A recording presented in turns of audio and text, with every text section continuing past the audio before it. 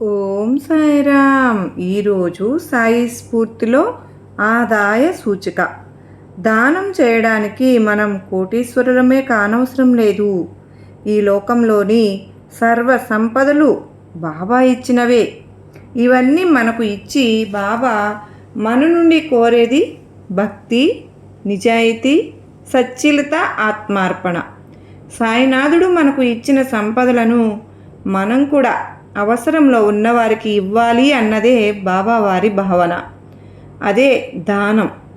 ఈ దాన గుణం చాలా గొప్పది. సాయినాథుని కృప వలన ఏ కొందరిలోనూ అది స్వాభావికంగా ఉంటుంది. చాలామందిలో అంతులేని సంపదలు ఉంటే దానం చేసినా పర్వాలేదు, ఉన్న స్వల్పంలో ఏమి దానం చేయాలి అన్న భావం ఉంటుంది. దానం చేయడానికి ఉండవలసినది ఇచ్చే బుద్ధి కానీ కోట్ల కొలది ధనం కాదు అనే విషయం తన లీలల ద్వారా తెలియచెప్పారు బాబా. త్యాగగుణం ప్రకృతిలోనే ఉంది. నది నిర్మలమైన స్వచ్ఛమైన నీటిని ఇస్తోంది. చెట్లు తీయని పండ్లను ఇస్తున్నాయి, మనం చూస్తున్నాం కదా.